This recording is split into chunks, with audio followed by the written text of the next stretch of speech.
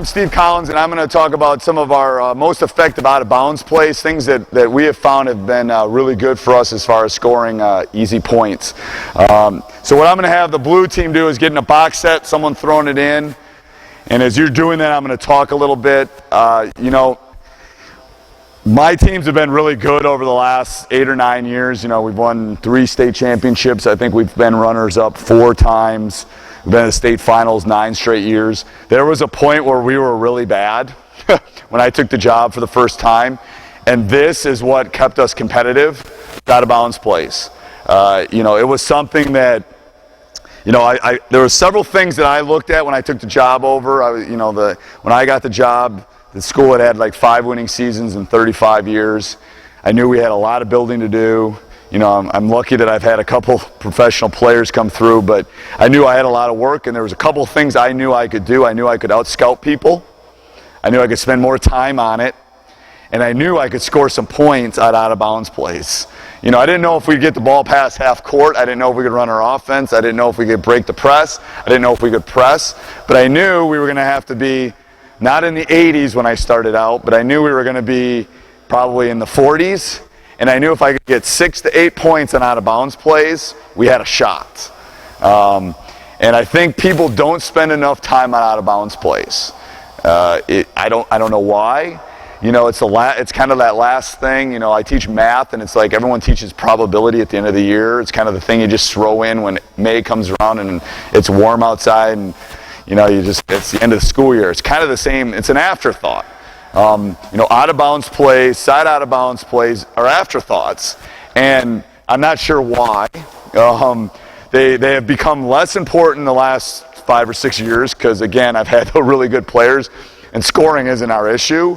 But I'm kind of shifting back to reality a little bit, and I'm not going to have, maybe a professional player on my team in the next 4 or 5 years. I'm going to have to score some points on my out-of-bounds plays. So I think it's a spot where coaches can create things for your players. We all try to get them to the free throw line. We all try to get easy buckets out of our quick hitters or our sets. But I think out-of-bounds plays are something that are kind of a lost art, and it's something that you can get really good at. Make the other team scout you. Make the other team try to stop you, and you can score some points. All the out-of-bounds plays I'm going to show will work against a man and will work against a zone. Doesn't matter.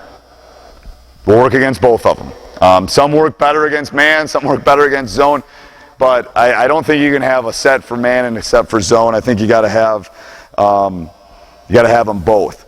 Couple big things for me. You got to have a name. Whoever's throwing the ball in has to call it fast. So I don't know if your guys are better at it than mine, but we have an issue with not getting into the play fast enough.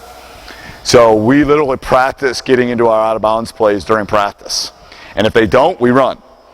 1001, 1002, 1003, boom. If we don't have the out-of-bounds play and they haven't run it, get in line, let's go.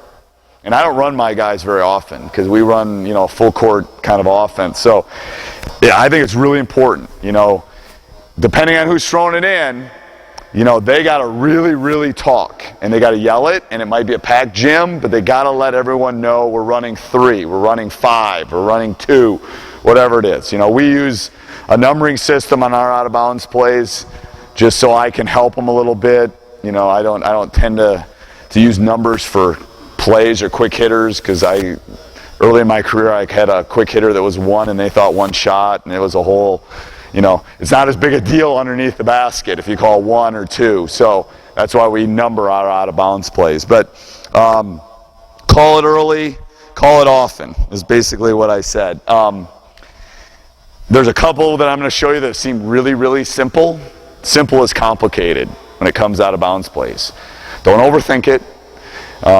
Someone's already thought of it, to be honest with you, and they've probably already run it. So, I talked about this when we were talking about press breaks. You don't always have to screen. Cuts are as good as screens in an out-of-bounds play. If you cut hard and the timing is good, a cut is good as a screen. Especially against a zone, it's sometimes people get turned, they get their back turned, they're not sure where they are. Some of our more effective plays are actually flashes rather than screens. So it kind of depends on what we're dealing with. So I'm just going to call them, I'm not going to be original. You can renumber. We're going to do 5 or 6 box ones, and then we'll go and kind of expand it, and we'll do some line ones. And so we'll call this one box 1. So let's put you over here. Now the numbering system, I have a real issue with out of bounds plays. I think every kid needs to know every spot. Now there's some that obviously, you know, people are shooters and are going to get a 3-pointer, and I'm not going to run the out of bounds play for my 5-man who's 6'9" and can't shoot a 3. But you need to know more than one spot. Again, going back to my team, seems like my guys know this spot and that's it. And they don't know, and all of a sudden the spot they know is taken by someone else that doesn't know another spot, and then we don't run the out of bounds play right. So when we practice these, I move them around a lot. I won't with these guys because they're going to see it once, and then we're going to run it, and then we're going to go on the next one. But you need to make sure you move people around a lot, because when there's an important game and 2 of your starters have fouled out, and all of a sudden you have to run an out of bounds play to try to win the thing, they better know where they're going, because you might not have any timeouts left. Not that that's happened, though it has, but you know, it always does when you least expect it. All right, so we always, especially in the box set, we tell these 2 guys before we even set the play up, and I'm over here and I'm the official, if you're open, pass it to them. So there you go, that's it. There's the DVD, done. No, but you'd be surprised how often you can pass the ball to the 2 guys underneath. I mean, I think we scored 4 points, 4 or 6 points by just doing that. Because the official, these guys are, you know, coach is yelling at me, my head's turned, and this guy's posting up like no tomorrow, give me the ball. You can't get much better. So that's not part of the play, but you'd be surprised how often you can score. So we always tell our bottom post guys, post up before we, you know, right away. You know, even though he's going to pop to the corner in a second, post up. You know, you're 2 feet from the basket. If you're open, he can pass it to you.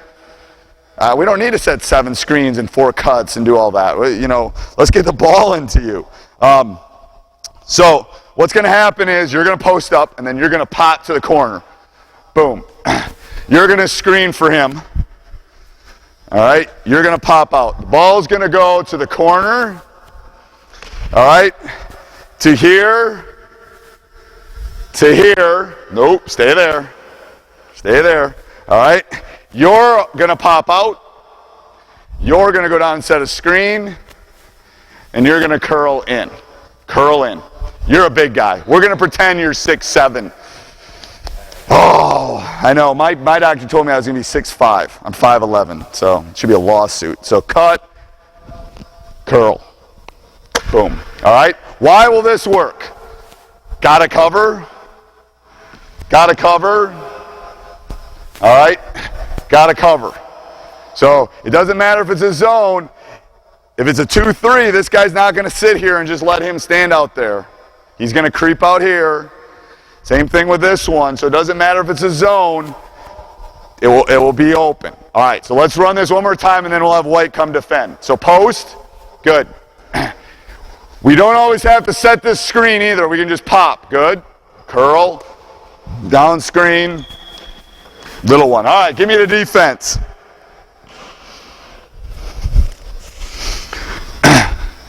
They'll start cheating. They'll start cheating. Okay? If they start cheating, fake the screen, pop back here. You can always go, rather than corner, you can go here. Okay? So if they start cheating and, oh God, they're going to go from here to here, okay, we're just going to bypass it. Okay? We're just going to bypass that one and go right here. Because they're not going to leave that middle wide open. So if we don't have to set that screen, don't. But if you can, great. All right, go ahead. Boom. Layup. Yes! That will be there. Let's not let them score a layup. So get around on him. There you go. I know he's really strong, and he's got good Nikes on. All right, here we go. Go. Run it through. Run it through.